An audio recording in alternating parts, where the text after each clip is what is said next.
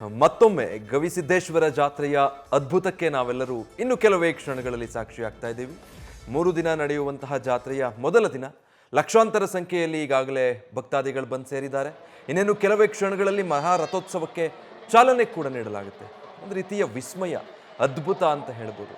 ಸಾಕಷ್ಟು ಜಾತ್ರೆಗಳನ್ನು ನೋಡಿರ್ತೀವಿ, ಆದರೆ ಗವಿಸಿದ್ದೇಶ್ವರ ಜಾತ್ರೆ ಅಂತ ಬಂದಾಗ ಉತ್ತರ ಕರ್ನಾಟಕ ಭಾಗದ ಸಾಕಷ್ಟು ಇದೇ ರೀತಿಯಾದಂಥ ಜಾತ್ರೆಗಳಿದೆ. ಆ ಪೈಕಿ ಗವಿಸಿದ್ದೇಶ್ವರ ಜಾತ್ರೆಯೂ ಕೂಡ ಅದೇನು ಕೊಪ್ಪಳಕ್ಕೆ ಮಾತ್ರ ಸೀಮಿತವಾಗಿರುವಂಥದ್ದಲ್ಲ, ಬಹಳ ಅದ್ಭುತವಾಗಿ ಆ ಜಾತ್ರೆ ನಡೆಯುವಂಥದ್ದು. ಮತ್ತು ಆ ಜಾತ್ರೆಗಿರುವಂಥ ಹಿನ್ನೆಲೆ, ಉದ್ದೇಶಗಳು, ವಿಶೇಷತೆಗಳು ಆ ಜಾತ್ರೆಯನ್ನು ಮತ್ತಷ್ಟು ಆಕರ್ಷಣೀಯವಾಗಿ ಮಾಡುತ್ತೆ, ಮತ್ತಷ್ಟು ಭಕ್ತಿ ಮೂಡೋ ಹಾಗೆ ಮಾಡುತ್ತೆ. ನೋಡ್ತಾ ಇದ್ದೀರಾ, ಹೆಜ್ಜೆ ಹೆಜ್ಜೆಗೂ ಪೊಲೀಸರ ಕಾವಲು ಅಲ್ಲಿ ಹೇಗಿದೆ ಅಂತ. ಅಷ್ಟು ಬೃಹತ್ ಸಂಖ್ಯೆಯಲ್ಲಿ ಭಕ್ತ ಸಾಗರ ಸೇರಿರೋದ್ರಿಂದ ಅದನ್ನು ನಿಭಾಯಿಸೋದಕ್ಕೆ ಅಷ್ಟೇ ದೊಡ್ಡ ಮಟ್ಟದಲ್ಲಿ ಪೊಲೀಸ್ ಸಿಬ್ಬಂದಿಯನ್ನು ಕೂಡ ಅಷ್ಟು ಸಂಪೂರ್ಣ ಎಲ್ಲಿ ಭಕ್ತ ಸಾಗರ ಇದೆಯಲ್ಲ, ಹೆಜ್ಜೆ ಹೆಜ್ಜೆಗೂ ಪೊಲೀಸ್ ಸಿಬ್ಬಂದಿಯನ್ನು ನಿಯೋಜನೆ ಮಾಡ್ಕೊಂಡು ಬಂದಿದ್ದಾರೆ. ಈಗಾಗಲೇ ಜಾತ್ರೆಯ ಕಳೆಗಟ್ಟೋದಕ್ಕೆ ಆರಂಭ ಆಗಿದೆ. ಒಂದೊಂದೇ ಪೂಜಾ ಕೈಂಕರ್ಯಗಳು, ವಿಧಿವಿಧಾನಗಳೆಲ್ಲವೂ ಕೂಡ ಆರಂಭ ಆಗ್ತಾ ಬರ್ತಾ ಇದೆ. ಅಲ್ಲಿ ನೋಡ್ಬೋದು ನೀವು, ಕುಣಿತ ಆರಂಭ ಆಗಿದೆ. ಧ್ವಜ ಹಿಡಿದು ಕುಣಿಯುವಂಥದ್ದಕ್ಕೆ ಮುಂದಾಗಿದ್ದಾರೆ. ಇದಿಷ್ಟೇ ಅಲ್ಲ, ಬಹಳಷ್ಟು ಕಾರ್ಯಕ್ರಮಗಳಿದ್ದಾವೆ ಒಂದಾದ ಮೇಲೆ ಒಂದರಂತೆ. ನಂತರ ಕೊನೆಯದಾಗಿ ಇದೆಲ್ಲವೂ ಆರಂಭಗೊಂಡ ನಂತರ ಆ ಸಮಯ ಸನಿಹ ಆಗ್ತಿದ್ದ ಹಾಗೆಯೇ ಎಲ್ಲರೂ ಒಟ್ಟಾಗಿ ಹಗ್ಗಗಳನ್ನು ಹಿಡಿದು ಮಹಾರಥೋತ್ಸವಕ್ಕೆ ಚಾಲನೆ ಕೊಡ್ತಾರೆ. ಆ ಬೃಹತ್ ಗಾತ್ರದ ತೇರು ನೀವು ಗಮನಿಸ್ತಾ ಇದ್ರಲ್ಲ, ಸಂಪೂರ್ಣ ಹೂಗಳಿಂದ ಅಲಂಕಾರ ಆಗಿರುವಂಥ ಆ ತೇರನ್ನ ಹಗ್ಗಗಳ ಮೂಲಕ ಅಲ್ಲಿರುವಂಥ ಭಕ್ತಾದಿಗಳು ಎಳೆಯೋದಕ್ಕೆ ಮುಂದಾಗ್ತಾರೆ. ಆ ಮೂಲಕ ಮಹಾರಥೋತ್ಸವಕ್ಕೆ ಚಾಲನೆ ಸಿಗುತ್ತೆ. ಒಂದು ಈ ಮಹಾರಥೋತ್ಸವ, ಮತ್ತೊಂದು ಇಲ್ಲಿ ಕೈಗೊಳ್ಳುವಂಥ ಮಹಾದಾಸೋಹ, ಇದೆಲ್ಲವೂ ಕೂಡ ಬಹಳ ಪ್ರಾಮುಖ್ಯತೆಯನ್ನು ಪಡೆದುಕೊಂಡಿರೋದು. ನೋಡಿ, ಈ ದೃಶ್ಯದಲ್ಲಿ ನೀವು ಗಮನಿಸಬಹುದು, ಅಲ್ಲಿ ಸೇರಿರೋ ಭಕ್ತ ಸಾಗರ ಹೇಗಿದೆ ಅಂತ. ಜನಸಾಗರ ಅಂತಾರಲ್ಲ, ಆ ಮಾತು ನಿಜ ಅನ್ಸುತ್ತೆ ಆ ದೃಶ್ಯಗಳು ನೋಡ್ತಾ ಇದ್ದೀವಿ. ಅದೊಂದು ರಥದ ಸುತ್ತಮುತ್ತ ನೀವು ನಿಂತು ಯಾವ ದಿಕ್ಕಿಗೆ ಕಣ್ಣು ಹಾಯಿಸಿದ್ರು ಕೂಡ ಎಲ್ಲೆಲ್ಲೂ ಭಕ್ತರೇ ಕಾಣಸಿಗ್ತಾರೆ. ಇವತ್ತು ಒಂದು ಮರದ ಮೇಲೆ, ಅಲ್ಲಿರೋ ಕಟ್ಟಡದ ಮೇಲೆ ಸಂಪೂರ್ಣ ಆ ಜಾತ್ರೆ ಇದೆ, ಜನಸಾಗರ.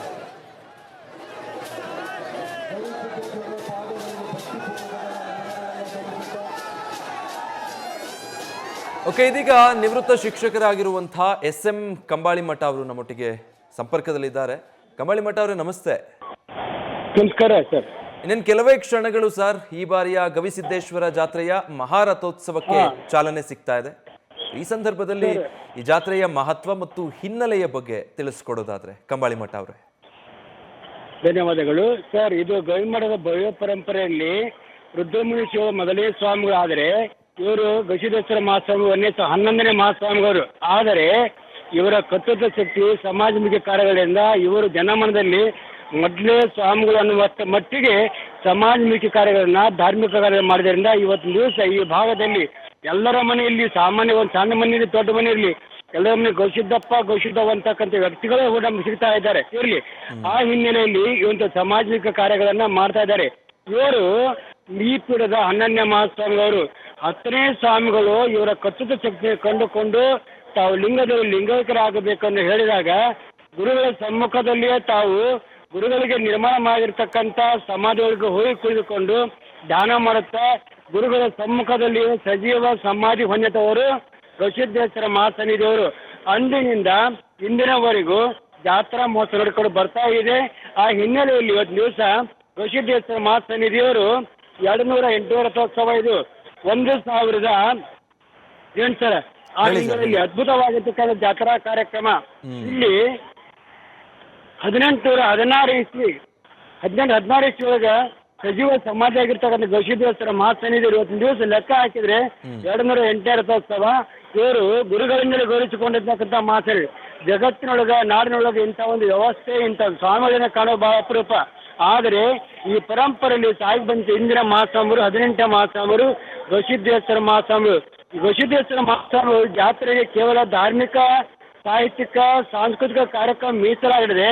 ಸರ್ವ ಜನಾಂಗ ತೋಟ ಅನ್ನುವಂಗ ಇಲ್ಲಿ ಯಾವ ಲಿಂಗ ಭೇದ ತಾರ ತಮ್ಮ ಇಲ್ಲದೆ ಎಲ್ಲರೂ ಸಮಾನವಾಗಿರ್ತಕ್ಕ ಅವಕಾಶ ಮಾಡಿಕೊಟ್ಟು ದಾಸೋಹಕ್ಕೆ 18 ದಿವಸ ವಿಚಿತ್ರವಾಗಿರೋ ದಾಸೋಹ ವ್ಯವಸ್ಥೆ ಇದೆ. ಇಲ್ಲಿ ಜಾತ್ರೆ ನೋಡಬೇಕು, ಇಲ್ಲಿ ಕಣ್ತುಂಬಿಕೊಳ್ಳಬೇಕು. ಎಲ್ಲ ಬಿಲ್ಡಿಂಗ್ ಮೇಲೆ, ಕೆಳಗ ಮೇಲೆ ಜನರು ಸಾಗರೋಪಾದ ಜನ ಇಲ್ಲಿ ಬಂದಿದ್ದಾರೆ. ಇವತ್ತಿನ ದಿವಸ ಶಿವರಾತ್ರೇಶ್ವರ ಮಹಾಸ್ವಾಮಿ ಅವರು ಬಂದಿದ್ದಾರೆ, ವಿಜಯಸಿಂಗರು ಬಂದಿದ್ದಾರೆ. ಆಮೇಲೆ ಹಿಂಗೆ ಅದ್ಭುತವಾಗಿ ಹಿಂದೆ ಚಂದ್ರಶೇಖರ ಕಂಬಾರ್ ಅವರು, ವಿಶ್ವಜಿತ್ ಪಾದಂಗ ಅವರು, ಶ್ರೀ ಅವರು ಈಗ ಅನೇಕ ಮಹಾಜನ ಚಾಲನೆ ಕೊಟ್ಟಿದ್ದಾರೆ.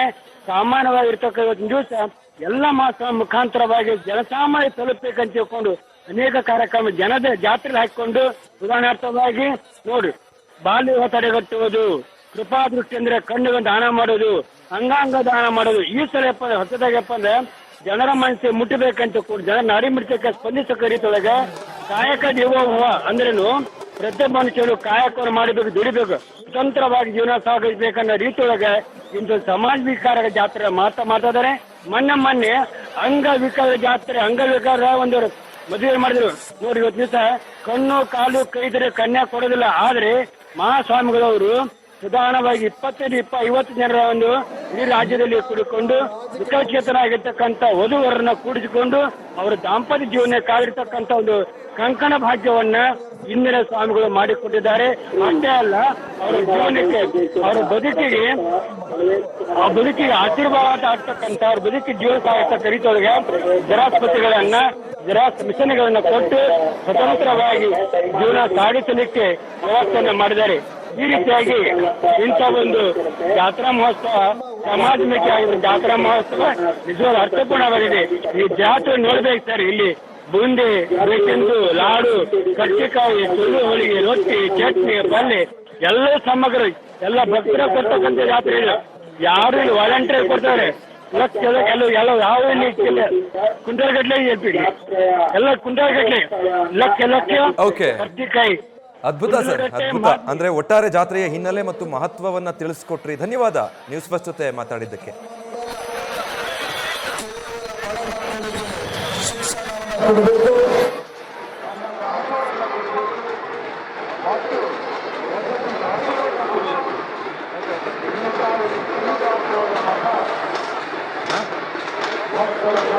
ನೇರ ದೃಶ್ಯಗಳು ನೋಡ್ತಾ ಇದ್ದೀರಾ ನೀವು. ಗವಿಸಿದ್ದೇಶ್ವರ ಜಾತ್ರೆಯ ಮಹಾರಥೋತ್ಸವಕ್ಕೆ ಕ್ಷಣಗಣನೆ ಆರಂಭ ಆಗಿದೆ. ಈಗ ಆ ರಥದ ಸಮೀಪ ಪಲ್ಲಕ್ಕಿಯ ಉತ್ಸವ ಬರ್ತಾ ಇರೋದನ್ನ ಕೂಡ ನೀವು ನೇರ ದೃಶ್ಯಗಳಲ್ಲಿ ಗಮನಿಸಬಹುದು. ಇನ್ನೇನು ಕೆಲವೇ ಕ್ಷಣಗಳಲ್ಲಿ ದೇವರನ್ನ ಪಲ್ಲಕ್ಕಿಯಲ್ಲಿ ಇರಿಸಲಾಗುತ್ತೆ, ಮಹಾರಥೋತ್ಸವಕ್ಕೆ ಚಾಲನೆ ಸಿಗುತ್ತೆ. ಹೀಗಾಗಿ ಅಲ್ಲಿನ ವಿಧಿವಿಧಾನಗಳೆಲ್ಲವೂ ಕೂಡ ಆ ರಥದ ಸುತ್ತಮುತ್ತ ಆರಂಭ ಆಗಿರೋದನ್ನ ನೀವು ದೃಶ್ಯಗಳಲ್ಲಿ ಗಮನಿಸಬಹುದು. ಎಲ್ಲಿ ಕಣ್ಣ ಹಾಯಿಸಿದ್ರು ಕೂಡ ಜನವೋ ಜನ, ಭಕ್ತರಿಂದ ತುಂಬಿ ಹೋಗಿದೆ ಗವಿಸಿದ್ದೇಶ್ವರ ಜಾತ್ರೆ.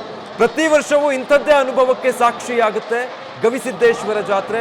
ಪ್ರತಿ ಬಾರಿಯೂ ಕೂಡ ಅಂಥದ್ದೇ ಪುಳಕಿತ ಆಗುವಂಥ ಅನುಭವವನ್ನು ಅಲ್ಲಿಗೆ ಹೋಗಿ ಬಂದಂಥವರು ಪಡ್ಕೊಳ್ತಾರೆ. ಅದೇ ಕಾರಣಕ್ಕಾಗಿ ನಾವು ಸಾಕಷ್ಟು ಜಾತ್ರೆಗಳನ್ನು ನೋಡ್ತೀವಿ, ಬಹಳಷ್ಟು ಜಾತ್ರೆಗಳಿಗೆ ಹೋಗ್ತೀವಿ. ಎಲ್ಲದಕ್ಕಿಂತ ಕೆಲವೊಂದು ಜಾತ್ರೆಗಳು ಬಹಳ ವಿಶೇಷತೆಯನ್ನು ಪಡೆದುಕೊಂಡಿರುತ್ತೆ. ಇಂಥ ಕಾರಣಗಳಿಗಾಗಿ ಅದರ ಹಿನ್ನೆಲೆ ಮತ್ತು ಮಹತ್ವ ಏನಾಗಿರುತ್ತೆ ಅನ್ನೋ ವಿಚಾರಕ್ಕೆ, ಆ ಪೈಕಿ ಗವಿಸಿದ್ದೇಶ್ವರ ಜಾತ್ರೆ ಬಹಳ ದೊಡ್ಡ ಮಹತ್ವ, ಸಾಂಸ್ಕೃತಿಕ, ಧಾರ್ಮಿಕ, ವೈಜ್ಞಾನಿಕ ಹಿನ್ನೆಲೆಯನ್ನ ಇಟ್ಕೊಂಡಿರುವಂಥದ್ದು. ಇದೆಲ್ಲವೂ ನೇರ ದೃಶ್ಯಗಳು ನೀವು ನೋಡ್ತಾ ಇರೋದು. ಕೊಪ್ಪಳದ ಗವಿಸಿದ್ದೇಶ್ವರ ಜಾತ್ರೆಯ ಲೈವ್ ವಿಜುವಲ್ಸ್ ನ್ಯೂಸ್ ಫಸ್ಟ್ ನಲ್ಲಿ ಗಮನಿಸ್ತಾ ಇದ್ದೀರಾ. ಕ್ಷಣ ಕ್ಷಣಕ್ಕೂ ಯಾವ ರೀತಿ ಅಲ್ಲಿ ಜಾತ್ರೆಯ ಸಂಭ್ರಮ ಹೆಚ್ಚಾಗ್ತಾ ಹೋಗ್ತಾ ಇದೆ ಅಂತ. ಪಲ್ಲಕ್ಕಿ ಈಗ ಹತ್ತಿರ ಬಂದಿರೋ ದೃಶ್ಯ ಇದು. ಅವರಲ್ಲ ಅವರು